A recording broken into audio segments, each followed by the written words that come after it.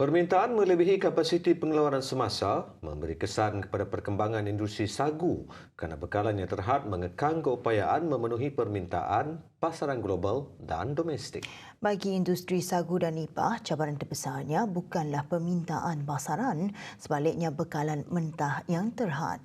Fairbright James dan jurukamera Aziz Soleh menyingkap kekangan dan cabaran utama dalam industri sagu. Pengurus Besar Lembaga Pembangunan Sagu dan Nipah, Zaidel Husaini mendedahkan suatu ketika dahulu, pemain industri dari Jerman pernah menyatakan minat menggunakan kanji sagu sebagai bahan mentah dalam pengeluaran pelekat industri. Namun, permintaan tersebut tidak dapat dipenuhi kerana pengeluaran tempatan ketika itu yang terhad. The limitation tadi itu pengeluaran. We have limited supply capacity. So we need to increase capacity itu baru kita boleh bercakap pasal produk. Itulah masalahnya sekarang. Sama juga dengan nipah. Selain industri pembuatan, kanji sagu juga mendapat permintaan tinggi dalam sektor makanan tempatan termasuk penghasilan keropok lekor. Ini kerana sifat unik kanji sagu yang mampu mengekalkan rasa ikan dengan lebih baik. Dia sebenarnya banyak potensi dari segi produk-produk yang kita dapat bangunkan daripada sagu. But the issue now is what supply.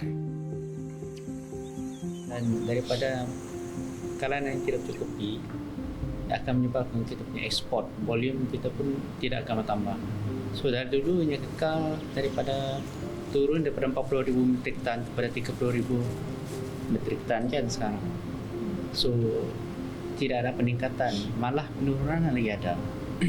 Turut senada, pemangku Ketua Pegawai Eksekutif Crown Research, Zahri Perhi memaklumkan faktor demografi pekebun menjadi antara cabaran utama industri sagu. Jelasnya majoriti pengusaha sagu terdiri daripada golongan berusia yang rata-rata melebihi 60 tahun. Ia dilihat menjejaskan produktiviti, terutamanya apabila generasi muda semakin kurang berminat menceburi industri berkenaan. Dari segi kebun-kebun tadi, dia masih banyak menggunakan sistem 3T. 3T kita panggil tanam, tuai, tanam, tinggal dan tuai.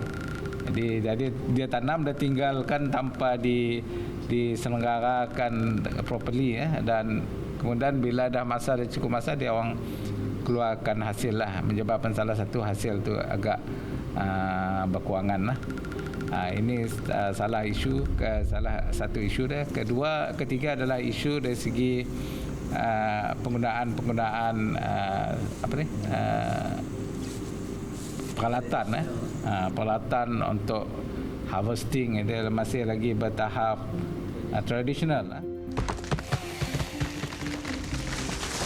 Bagi pekebun sagu tempatan, Poji Ara mengakui industri sagu berdepan pelbagai kekangan termasuk kekurangan tenaga kerja dan keterbatasan tanah untuk perluasan tanaman. Orang muda mungkin tak berminat untuk mengerjakan rubia ini. Yang kedua adalah segi tempat untuk penanam ni. Kebanyakan pekebun kecil ni bergantung kepada tanah yang dipusakai oleh keluarga, ya. Jadi ini adalah satu masalah yang besar sebab kita tak dapat mengembangkan penanaman, tak dapat nak membesarkan daripada segi penanaman rubia ni. Pada masa sama, industri sagu turut berdepan saingan daripada tanaman komersial lain terutamanya kelapa sawit.